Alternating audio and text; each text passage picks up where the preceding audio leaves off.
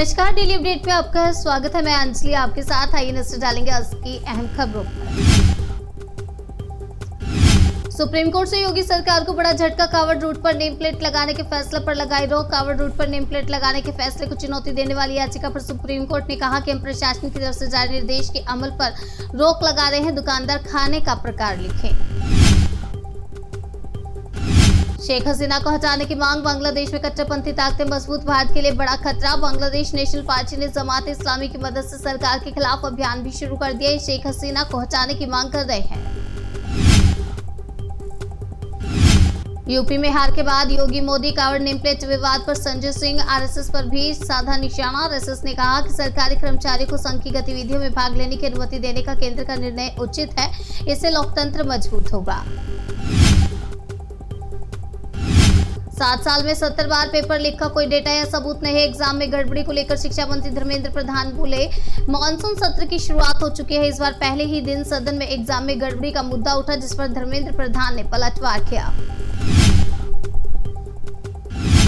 Name plate पर विवादों के बीच धीरेन्द्र शास्त्री का बागेश्वर धाम के लिए फरमान। धीरेन्द्र शास्त्री ने नया आदेश जारी किया। उन्होंने आदेश दिया कि दुकान के मालिक अपना नाम जरूर लगाएं। कहा कि ना हमें राम से दिक्कत है, ना रहमान से दिक्कत है, हमें दिक्कत कालनेमियों से है। कुछ दिन पहले कांवड़ यात्रा को लेकर यूपी और उत्तराखंड में भी दुकानों के आगे मालिक का नाम लिखना अनिवार्य कर दिया गया है।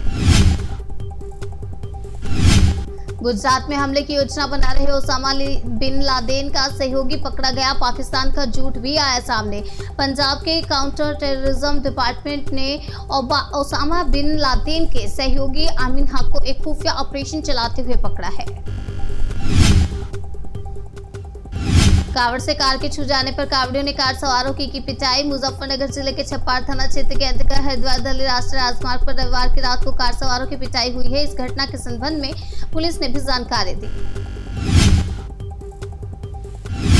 दिल्ली में सैकड़ों पेड़ काटने पर आपका एलजी के खिलाफ प्रदर्शन लगाए आरोप। दिल्ली सरकार में मंत्री सौरभ भारद्वाज ने कहा कि सरकार को चौड़ा, आपको बता दें, भारद्वाज ने कहा है कि सड़क को चौड़ा करने के लिए अगर अफसर हम फार्म हाउस से 5 से 10% जमीन ले लेते हैं तो पेड़ों को काटे बिना सड़कें चौड़ी की जा सकती थी।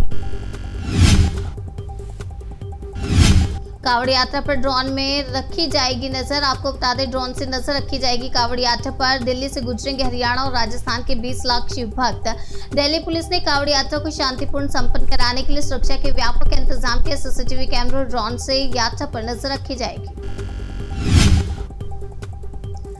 गुरुग्राम में इस बार ऊंची हाइट वाले डीजे नहीं बजा पाएंगे कांवड़िए, पुलिस ने लगाई रोक। गुरुग्राम पुलिस ने सावन में आयोजित होने वाले कांवड़ यात्रा को लेकर निर्देश जारी करते हुए कहा कि इस बार कांवड़ियों को ऊंची हाइट वाले डीजे ले जाने की इजाजत नहीं है। अहंकार और झूठ से लावालब भाषण, संसद चलवाइए, दरबार मत बनाइए। पीएम मोदी को पवन खेड़ा का मैसेज। संसद सत्र की कार्यवाही आज से शुरू हो गई। इस कार्यवाही के शुरू होने से पहले प्रधानमंत्री ने विपक्ष पर निशाना साधा था, जिस पर कांग्रेस नेता पवन खेड़ा ने पलटवार किया। नहीं मिलेगा विशेष राज्य का दर्जा। केंद्र सरकार के फैसले के बाद बिहार को झटका। बिहार को विशेष राज्य का दर्जा नहीं दिया जाएगा।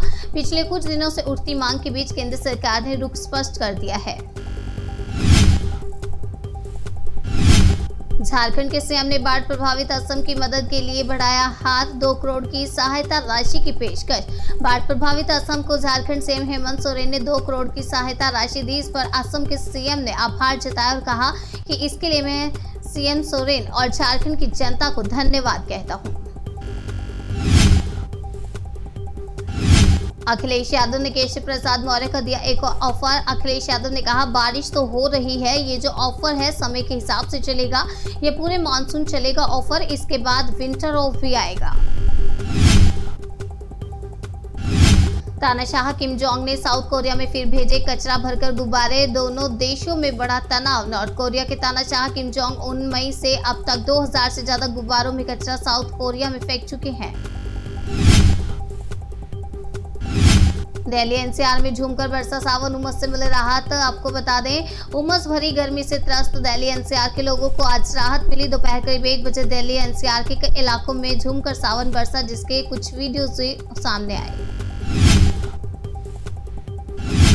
उत्तर पूर्वी दिल्ली में 7 वर्षीय बच्ची का पड़ोसी ने किया यौन उत्पीड़न। उत्तर पूर्वी दिल्ली के नंद नगरी इलाके में 7 साल की एक बच्ची के साथ उसके 22 वर्षीय पड़ोसी ने कथित तौर पर यौन उत्पीड़न किया। ममता बनर्जी बोली, बांग्लादेशियों के लिए खुले हैं दरवाजे। भड़के देवकी नंदन ठाकुर कहा, शरण देनी है तो हिंदुओं को दो। टीएमसी चीफ ममता बनर्जी ने बांग्लादेश के पीड़ितों को शरण देने की बात कही, जिसको लेकर बयानबाजी तेज हो गई। मुख्यमंत्री योगी आदित्यनाथ के सामने ओपी राजभर के विधायक ने सुनाई खरी खरी। यूपी की सियासत में इन दिनों मंथन चिंतन का दौर चल रहा है। सीएम योगी आदित्यनाथ सोमवार को आजमगढ़ पहुंचे और समीक्षा बैठक की। इस दौरान सुबह सपा एमएलसी ने अधिकारियों की शिकायत की।